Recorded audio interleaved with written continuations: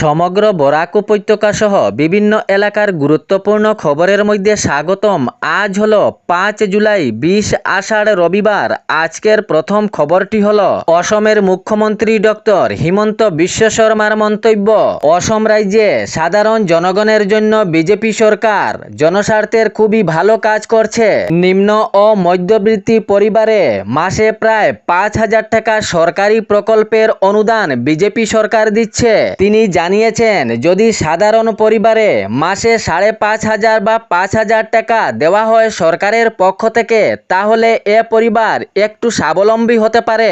এ বিষয়ে তিনি জানিয়েছেন, কংগ্রেস সরকার থাকতে জনগণকে লুঙ্গি, গামছা, ধুতি দিত, কিন্তু বিজেপি সরকার রাজ্যের জনগণকে সরকারি প্রকল্প দিচ্ছে, তাও টাকা নিজ নিজ ব্যাংক অ্যাকাউন্টে, কোনো দালালের হাতে নয়। এ বিষয়ে প্রসঙ্গ টানতে অসমের মুখ্যমন্ত্রী ডক্টর হিমন্ত বিশ্ব শর্মা জানিয়েছেন, মহিলাদের জন্য অরুণোদয় প্রকল্প দেওয়া হচ্ছে, সাথে বৃদ্ধ ভাতা, পেনশন সহ নিযুত ময়না বাবু প্রকল্প, বিনামূল্যে রেশন চাউলের সুবিধা এবং আরও বিভিন্ন প্রকল্পের সুবিধা রয়েছে, যাহা রাজ্যের জনগণ সরাসরিভাবে ব্যাংক অ্যাকাউন্টে পাচ্ছেন। তিনি জানিয়েছেন, সাধারণ জনগণের জন্য বিজেপি সরকারের চিন্তা রয়েছে, সব সময় রাজ্যের জনগণের জন্য কাজ চালিয়ে যাবে বিজেপি সরকার। এর পরবর্তী খবরটি হলো সাইবার প্রতারণা চক্রের পর্দাফাশ হাইলাকান্দিতে। বরাক উপত্যকার হাইলাকান্দিতে বড়সড় সাইবার প্রতারণা চক্রের পর্দাফাশ। পুলিশ প্রশাসনের জালে আটক 4 জন যুবক। অনলাইন প্রতারণা ও সাইবার অপরাধের বিরুদ্ধে হাইলাকান্দি পুলিশ বাহিনী বড় সাফল্য অর্জন করেছে।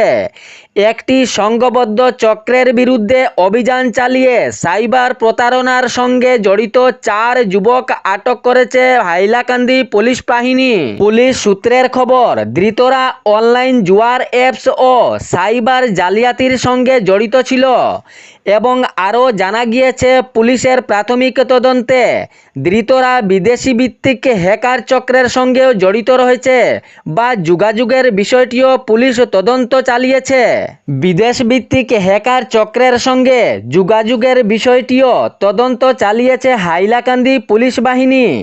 বিদেশ ভিত্তিক হ্যাকার চক্রের সঙ্গে জড়িত থাকার কারণে এবং ধৃতরা অনলাইন জুয়ার অ্যাপস ও সাইবার জালিয়াতির সঙ্গে জড়িত থাকার কারণে বরাক উপত্যকার হাইলাকান্দি জেলার পুলিশ বাহিনী এই 4 জন ধৃতকে আটক করেছেন।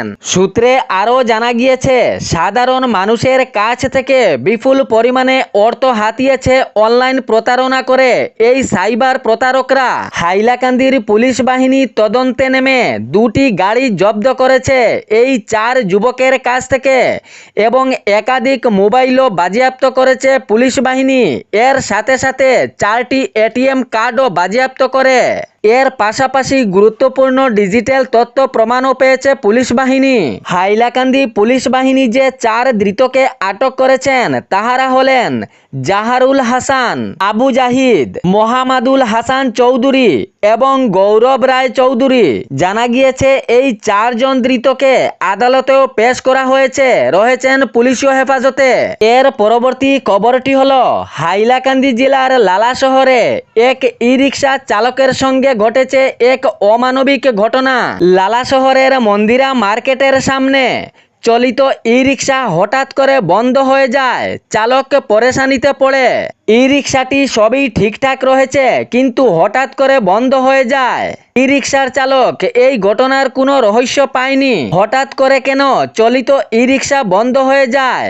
জানা গিয়েছে, লালা শহরের মন্দিরা মার্কেটের পাশেই ই রিক্সাটি বন্ধ হয়, তখন সেখান হইতে প্রায় 3 কিলোমিটার ই রিক্সাটি টেনে নিয়ে যায় চালক, কিন্তু এ ঘটনার কোনো রহস্য খুঁজে পায়নি চালক। তাহার পর তাহার পরিচিত এক ব্যক্তি ঘটনাটির রহস্য জেনে ই রিক্সাটি চালু করলো। চলিত ই রিক্সা হঠাৎ বন্ধ হওয়ার আসল রহস্য, চাইনিজ অ্যাপস ব্যবহারের মাধ্যমে ই রিক্সা বন্ধ করে দেয় কোনো ধৃতরা। যখন ই রিক্সা চালক জানতে পারে চাইনিজ অ্যাপস ব্যবহারের মাধ্যমে ই রিক্সাটি বন্ধ করে দেয়, তখন প্রশাসনের দৃষ্টি আকর্ষণের মাধ্যমে খুবই আবেদন জানিয়েছে। সারাদিন ই রিক্সা চালিয়ে 500-600 টাকা রুজি হয়, কিন্তু এর মধ্যে কিছু দুষ্কৃতীরা অমানবিক কাজ চালিয়েছেন। চাইনিজ অ্যাপসের কারণে হঠাৎ করে ই রিক্সা বন্ধ করছেন। এর পরবর্তী খবরটি হলো, রাজ্যে বন্ধ হচ্ছে না উচ্ছেদ অভিযান। এবার রাজ্যের বকলিয়াঘাটে প্রশাসনের বুলডোজারে উচ্ছেদ অভিযান চলল। বৃহত্তর উচ্ছেদ অভিযানে অনেকে ঘরবাড়ি ভাঙচুর প্রশাসনের বুলডোজারের প্রহারে। সঙ্গে মন্দিরও গুড়িয়ে দেওয়া হয়েছে প্রশাসনিক বুলডোজারের মাধ্যমে। জানা গিয়েছে শিব মন্দির, রাম ঠাকুর মন্দির এবং জানকী মন্দির প্রশাসনের উপস্থিতিতে রাজ্য সরকারের অনুমতিতে বুলডোজার দিয়ে গুড়িয়ে দেওয়া হয়েছে। রাজ্যের বকলিয়াঘাটে প্রশাসনের উচ্ছেদ অভিযানে 3টি মন্দির ভাঙচুর, রাম ঠাকুর মন্দির, জানকী মন্দির এবং শিব মন্দির। সঙ্গে অনেকে ঘরবাড়িও উচ্ছেদ অভিযানের কবলে। এর পরবর্তী খবরটি হলো, নাগরিকত্ব কার্ডের সম্ভাবনা। কেন্দ্রীয় সরকার একটি ন্যাশনাল সিটিজেনশিপ কার্ড আনার পরিকল্পনায় রয়েছে। কেন্দ্রীয় সরকার নাগরিকত্ব কার্ডের অগ্রগতিতে। জানা গিয়েছে কেন্দ্রীয় সরকার একটি ন্যাশনাল সিটিজেনশিপ কার্ডের আনার পরিকল্পনা করছে। 2027 সালের সেন্সাস শুরু হয়ে 2028 সালের রিপোর্ট প্রকাশের পর এই নাগরিকত্ব কার্ডের কাজ শুরু হতে পারে বলে জানা গিয়েছে। কেন্দ্রীয় সরকার নাগরিকত্ব কার্ডের লক্ষ্যে রয়েছে। এর পরবর্তী খবরটি হলো, ই রিক্সা চালকদের আতঙ্ক। মোবাইল অ্যাপস ব্যবহার করে মাঝপথে ই রিক্সা থামিয়ে দেওয়ার অভিযোগ উঠেছে। এর ফলে হয়রানির শিকার হওয়া চালকদের নিরাপত্তা রক্ষায় সরকারি শাস্তির বিধান ঘোষণা করা হয়েছে। মোবাইল অ্যাপ ব্যবহার করে মাঝপথে হঠাৎ ই রিক্সা থামিয়ে দেওয়ার বিরুদ্ধে কড়া সরকার। ই রিক্সা চালকদের নিরাপত্তা রক্ষায় সরকার শাস্তির ঘোষণা করেছে। সরকারের পক্ষ থেকে জানানো হয়েছে, মোবাইল অ্যাপ ব্যবহার করে মাঝপথে হঠাৎ ই রিক্সা থামিয়ে দিলে সেই ব্যক্তি বা মহিলাকে 3 বছরের জেল হবে এবং 5 লক্ষ টাকা জরিমানা দিতে হবে।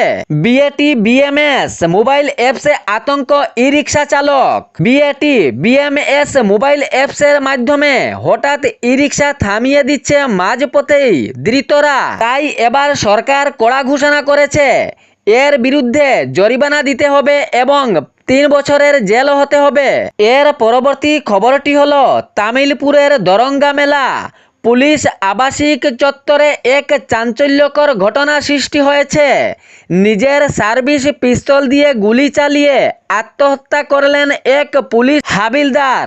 জানা গিয়েছে এই নিহত পুলিশ কর্মীর নাম ঘনকান্ত মালাকার, বয়স প্রায় 51 বছর। তিনি পাঠশালা এলাকার বরগাঁও গ্রামের বাসিন্দা এবং দীর্ঘদিন ধরে পুলিশ বাহিনীতে কর্মরত ছিলেন। কী কারণে এ ধরনের ঘটনা করেছেন তা কিন্তু এখনো স্পষ্ট হয়নি। পুলিশ প্রশাসন এ ঘটনার মূল তথ্য খতিয়ে দেখার চেষ্টা চালিয়েছেন। এ ছিল বরাক উপত্যকা সহ বিভিন্ন এলাকার গুরুত্বপূর্ণ খবর। এরকম নিত্য নতুন খবর পাওয়ার জন্য চ্যানেলটি সাবস্ক্রাইব করে রাখবেন এবং ভিডিওটি লাইক করে শেয়ার করতে ভুলবেন না, যাতে সঠিক সংবাদগুলো অন্যজনের কাছে পৌঁছায়। ধন্যবাদ।